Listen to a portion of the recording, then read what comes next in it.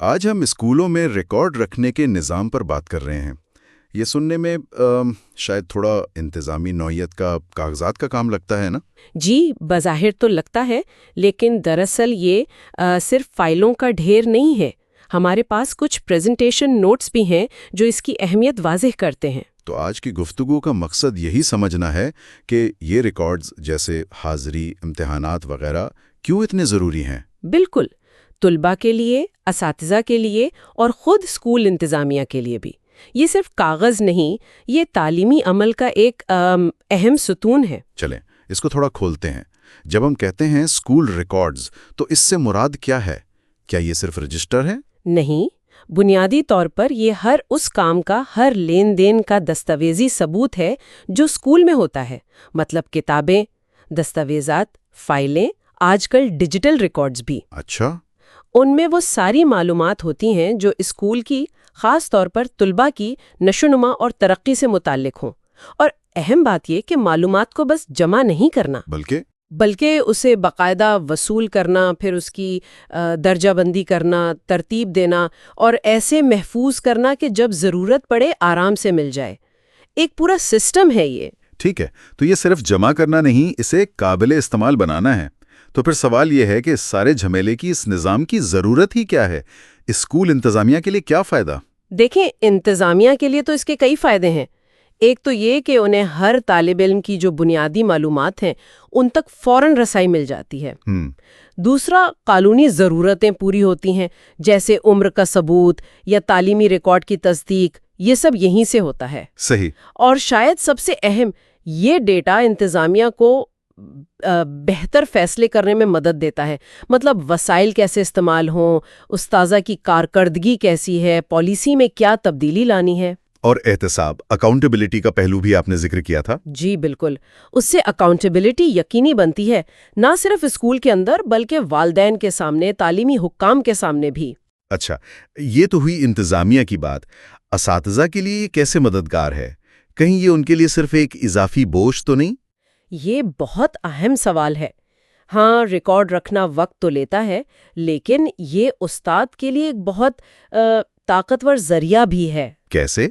دیکھیں، سال کے شروع میں جب نئے طلبہ آتے ہیں تو پچھلے ریکارڈز دیکھ کر استاد کو اندازہ ہو جاتا ہے کہ کس طالب علم کی کیا صلاحیتیں ہیں اور کہاں کمزوری ہے۔ اچھا، یعنی پہلے سے اندازہ ہو جاتا ہے۔ جی، تو پھر وہ اپنی تدریس کو، اپنی سرگرمیوں کو ان کی ضرورت کے مطابق ڈھال سکتے ہیں، انفرادی توجہ دے سکتے ہیں، صحیح رہنمائی کر سکتے ہیں۔ اور رپورٹس بنانے میں بھی یقیناً مدد ملتی ہوگی؟ بالکل، رپورٹس بناتے وقت یہ ریکارڈز ٹھوس ثبوت ہوتے ہیں۔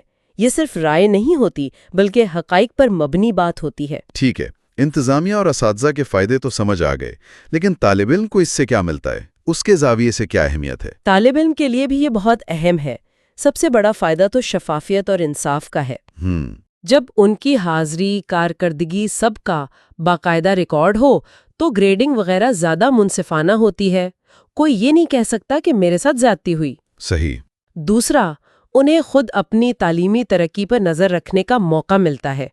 وہ دیکھ سکتے ہیں کہ کہاں بہتری آئی، کہاں زیادہ محنت کرنی ہے۔ اور گائیڈنس میں بھی مدد ملتی ہوگی؟ یقیناً، صحیح ریکارڈ کی بنیاد پر ہی تو انہیں اچھی تعلیمی یا کیریئر کاؤنسلنگ مل سکتی ہے۔ یہ ان کی محنت کا ایک طرح سے مستقل ثبوت بن جاتا ہے۔ چلیں اب کچھ خاص ریکارڈز کو دیکھتے ہیں، جیسے حاضری رجسٹر، آپ نے کہا یہ لازمی ہے، اس میں کیا خاص ہے؟ حاضری رجسٹر ہر کلاس، ہر سیکشن کے لیے ضروری ہے۔ اس میں وہ معیاری نشانیاں استعمال ہوتی ہیں نا، PALM۔ P present, A absent, L late, M کیا تھا؟ M ہوتا ہے میک اپ وقت کے لیے، یعنی اگر طالب علم غیر حاضر تھا لیکن اس نے بعد میں کام پورا کر لیا۔ اچھا، یہ تو اہم ہے۔ جی، اور یہ بھی ضروری ہے کہ میک اپ کام کو باقاعدہ حاضری سے الگ دکھایا جائے۔ اور ہاں، اگر کمپیوٹر پر ریکارڈ رکھنا ہے تو اس کے لیے بھی پہلے سے منظوری لینی پڑتی ہے۔ اچھا، شاید ڈیٹا سیکیورٹی کے لیے؟ ہو سکتا ہے، معیار برقرار رکھنے کے لیے بھی۔ اور امتحانی ریکارڈز؟ یہ تو بس نمبروں کا کھیل لگتا ہے۔ نہیں، صرف نمبر نہیں۔ امتحان رجسٹر میں نمبر تو ہوتے ہیں جو گریڈنگ کے لیے ضروری ہے، لیکن اس کے ساتھ اسیسمنٹ فولڈرز بھی ہوتے ہیں۔ وہ کیا ہوتے ہیں؟ ان میں طلباء کے کام کے نمونے رکھے جاتے ہیں۔ جیسے کوئی مضمون لکھا، کوئی پروجیکٹ بنایا۔ اس سے طالب علم کی صلاحیتوں کی زیادہ آپ کہہ لیں گہری تصویر ملتی ہے، جو صرف نمبروں سے نہیں پتہ چلتی۔ بالکل۔ اور پھر پروگریس رپورٹس جو والدین کو بھیجی جاتی ہیں، ان میں بھی اکثر استاد کے تبصرے شامل ہوتے ہیں، تو یہ سب مل کر ایک مکمل تصویر بناتے ہیں۔ ایک اور اہم رجسٹر کا ذکر تھا، داخلہ رجسٹر، انرولمنٹ رجسٹر۔ اسے مستقل ریکارڈ کہا گیا۔ کیوں؟ جی، یہ قانوناً محفوظ رکھنا ہوتا ہے۔ یہ بہت بنیادی دستاویز ہے۔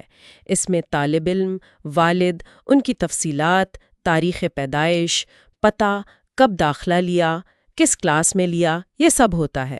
اور اس کی اہمیت؟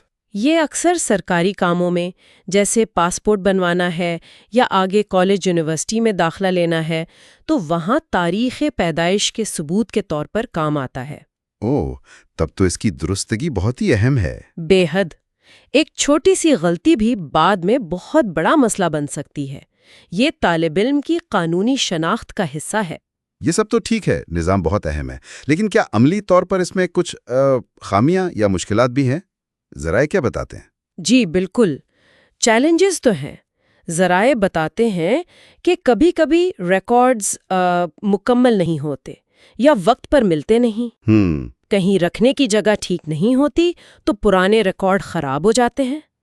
ایک مسئلہ یہ بھی ہے کہ کچھ جگہوں پر شاید اسکول کے سربراہ یا عملہ اس کی وہ اصل اہمیت کو سمجھتے نہیں ہیں۔ تو پھر لاپرواہی ہوتی ہے؟ جی، یا پھر نگرانی کی کمی ہوتی ہے، جس سے غلطیوں کا امکان بڑھ جاتا ہے۔ اور اساتذہ پر کام کا بوجھ بھی تو ہوتا ہے، وقت کی کمی بھی ایک مسئلہ ہے۔ تو ایسی صورت میں نئے اساتذہ کے لیے یا نظام کو بہتر بنانے کے لیے کیا تجاویز ہیں؟